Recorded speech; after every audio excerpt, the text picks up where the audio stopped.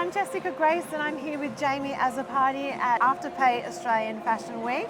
It's been a big week so far, Jamie. It sure has. What has been some of your experiences and highlights of Fashion Week so far? I think Fashion Week is such an interesting one. It's where you get a lot of creatives with the socially famed, with the actually famed. It's a cross-section of fashion, which can turn out well, can turn out bad, depending on what you view as fashion and what your take on fashion is. I think fashion is transgressional. It has a full scope from the conservative all the way to the colourful. Fantastic. Thank you, thank you, thank you. But yes, it's such a great scope. I love seeing the shows. I love, that Fashion Week atmosphere that everyone kind of We're all has a here hype. for. Yeah. There's a big hype in the air, so it's quite nice to see. And so what shows have you seen? Has there been any highlights, things that have really stood out for you this week? I have So many? seen so many shows now. We're about to do show 13 or 14, I think. Nicole and Ford. But I have seen, I love seeing other queer artists, so people like Nicole and Ford or Speed later tonight.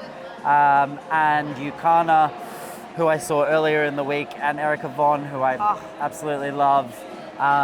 As well as shows like Injury and, Beckham Bridge I saw the other day, which was iconic. Michael Osordo, who obviously celebrated 10 years this year and did an amazing, incredible job at his standalone show. I think there hasn't been a bad show. I'll give you that much. Yeah, it's been incredible. Yes. Now, can I talk to you about style? Because I know the king of style I'm interviewing. So can you talk me through your personal style approach to styling for Fashion Week this year? My personal approach for any Fashion Week is always the same. Mm-hmm. I have this thing called wearing the rainbow. I feel like a lot of people talk about the problems within our industry, but they don't offer any solutions. So for me, I know that the difference for most people is talking about non-binary and what that looks like for them.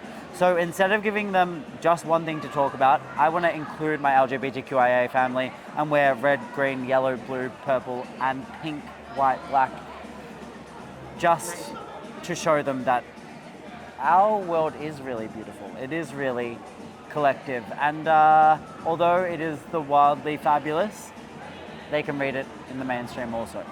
Amazing. You have rocked every outfit I've seen you in. Thank you. There's 5 left. 5 left after this one. Amazing. Now, what about some of the outfits that you've seen in the street style? What's your take on the street style this year? I don't think it's this year. I think it's every year. Fashion, again, is so individual. I can't comment on what one person's fashion is because for me, I always like to think that they push themselves. So whether that's, Joe down the road who's wearing, colour for the first time, or Anna Wintour who's changed her whole bob. It's such an interesting take. I will say Fashion Week in Sydney always delivers on the detail. I don't know that they deliver on the colour note so much, but this year we're seeing a lot more colour. That's what you're here for? Apparently that's what I bring to town. So absolutely, and you bring it amazingly. So thank you. Looking forward to seeing the next 5. The next one and the last one are really, really big. So I'm excited for you guys to see Okay, we are looking forward to seeing it. Thank you so much for speaking with Thanks me for and having enjoy me. the rest of Fashion Week. I shall do. You too. Have a great week. Bye, guys.